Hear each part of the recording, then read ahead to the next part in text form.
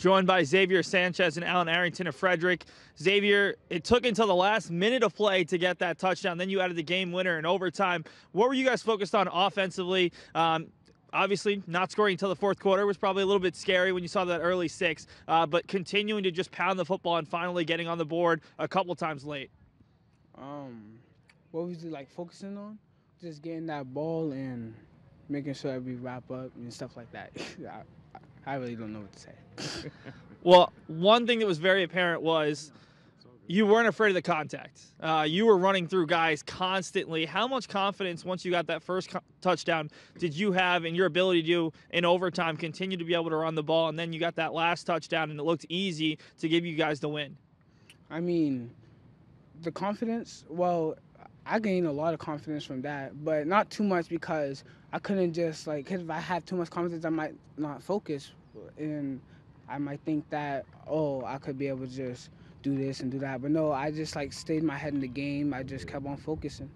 And, yeah, that's it. One big thing for you, a year ago you were in a game and you guys lost the championship. Today you guys won the championship. How good of a feeling is it to go out on top as an 8th grader knowing this was your last chance with Frederick to win a title? Felt great. Yeah. And then finally, in overtime, when it's going back and forth like that, what are you telling some of the younger guys? You do have a couple of underclassmen on this team. What are you telling them about just trying to stay positive and maybe not zigzag with so many emotions? Yeah, like, I just tell them to stay focused. Just because they're bigger than them, don't stop trying. Try your best, and we could get through it together. Xavier, congratulations. You had a phenomenal game. Congrats on the title, and good luck going forward. Thank you. Coach, first off, talk a little bit about your coordinators. You weren't able to get here until late in the fourth quarter, and those guys had a lot on their plates, and for the 5th straight time, a comeback win. That can't just all be on you this year. Absolutely. I mean, I start first with thanking Coach Williams and Coach Seymour.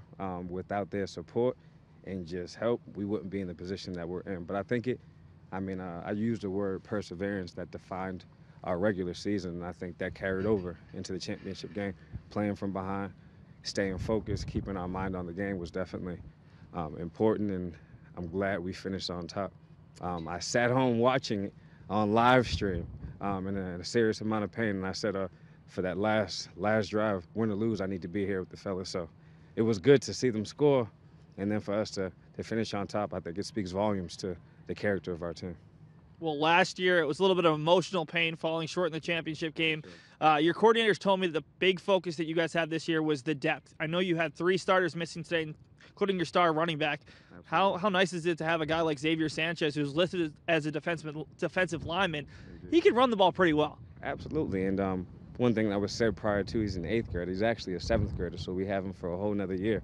But it was awesome. The entire experience, our season, although it was a shorter season, it was an amazing experience, and we persevered. I mean, I can't tell you how many games we came from behind and we were frustrated, but cooler minds prevailed, and we were able to turn things around and end on top after a well-fought battle by young achievers.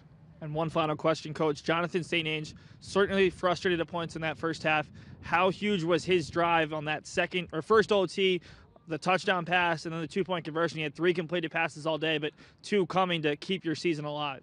Absolutely, and I think it reached a point where emotionally I think he was overwhelmed, but all I said to him, it starts with you.